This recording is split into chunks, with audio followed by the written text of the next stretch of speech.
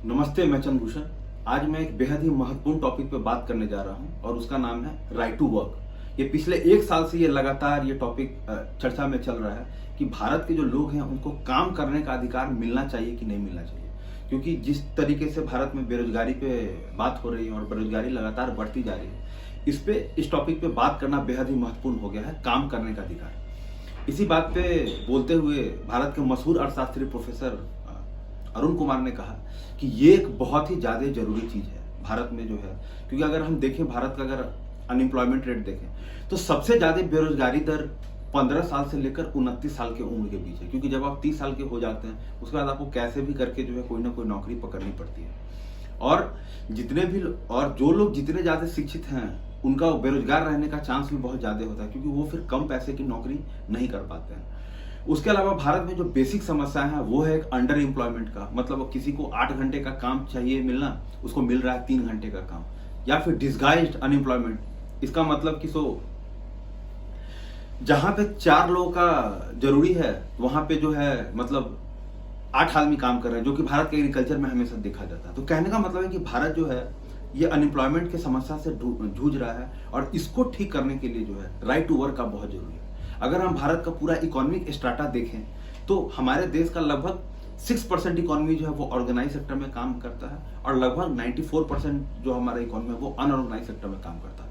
और इसलिए जब भी जीडीपी का कैलकुलेशन होता है तो हम हमेशा ऑर्गेनाइज सेक्टर के ही बारे में जान जाते हैं कि भारत की जो टॉप 6000 कंपनीज हैं, जो बड़े लार्ज फर्म्स हैं, टॉप 6000 कंपनी, उनका मुनाफा कैसा रहा, उन्होंने किस तरीके से काम किया। लेकिन हम बाकी जो दूसरे अनऑर्गेनाइज सेक्टर में आते हैं जिसमें 6 करोड़ माइक्रो यूनिट्स हैं या 6 lakh small and medium units हैं, हम इनके बारे में बिल्कुल पता नहीं लगा पाते। तो इसीलिए जो अरुण कुमार कहते हैं कि भारत में इस चीज को राइट टू वर्क को लागू करना बहुत जरूरी है। जब हम लेबर फोर्स पार्टिसिपेशन रेट देखें, भारत का लेबर फोर्स पार्टिसिपेशन रेट में वो लोग आते हैं जिनका उम्र 15 साल से लेकर 64 साल के बीच है। तो अगर हम लेबर फोर्स पार्टिसिपेशन रेट देखें तो वो भारत का केवल 45% है, जबकि ये ब्राजील का 65% है और चाइना का भी लगभग 65% है। ऐसा नहीं था कि ये हमेशा ही इस तरीके का कम था। अगर हम 1990-1991 के वर्ष का बात करें तो उस टाइम भारत का लेबर फोर्स पार्टिसिपेशन रेट 58% था, लेकिन ये बहुत ही हद तक घट गया है।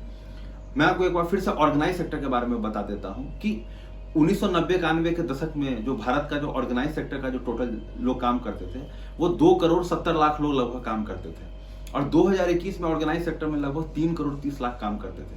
मतलब कि इस पूरे के पूरे 30 साल में केवल 60 लाख नौकरी ऑर्गेनाइज सेक्टर में बढ़ा, जबकि कितने लोग नौकरी मांगने आए, लगभग 20 करोड़ लोग नौकरी मांगने आए।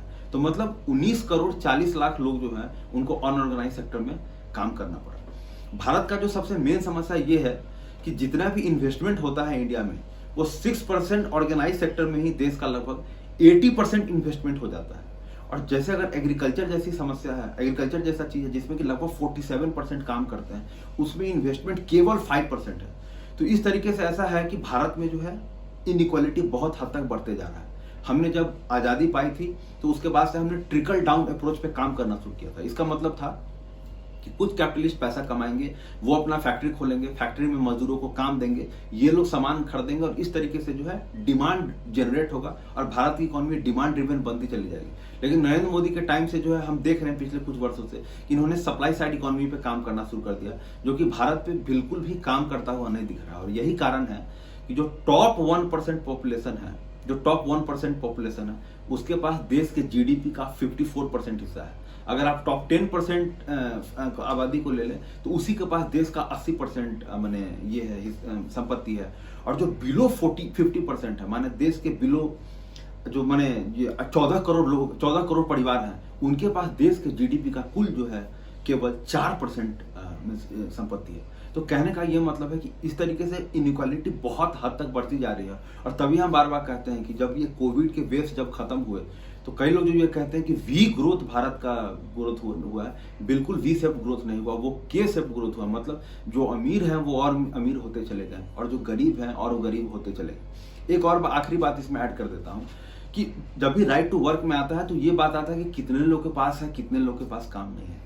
तो मीन्स भारत की जो डेटा है वो कहती है कि भारत में लगभग 30 करोड़ लोग ऐसे हैं जिनके के पास काम है ठीक ठाक, लेकिन 27 करोड़ लोग ऐसे हैं जिनके पास या तो कोई काम नहीं है या थोड़ा बहुत काम है। उसी में लगभग 1 करोड़ 20 लाख वो भी बच्चे आते हैं जो कि सरकारी नौकरी की तैयारी करते हैं और साल दर साल जो है एग्जाम्स देते रहते हैं और इस तरीके से जो है अपना जवानी भी कई साल गुजार देते हैं। तो अगर हम टोटल पर्सपेक्टिव को देखें तो प्रोफेसर अरुण कुमार का ये बात और जो दूसरे इकोनॉमिस्ट कह रहे हैं कि भारत में राइट टू वर्क मिलना चाहिए, जैसे हमारा राइट टू लाइफ है आर्टिकल 21, फ्रीडम ऑफ स्पीच है हमारा आर्टिकल 19, इस तरीके से राइट टू वर्क जो है ये एक बेहद ही जरूरी चीज है जिससे कि हमारे देश में गरीबी जो है बहुत हद तक थोड़ा कम होगा और अमीर और गरीब के बीच खाई होगा।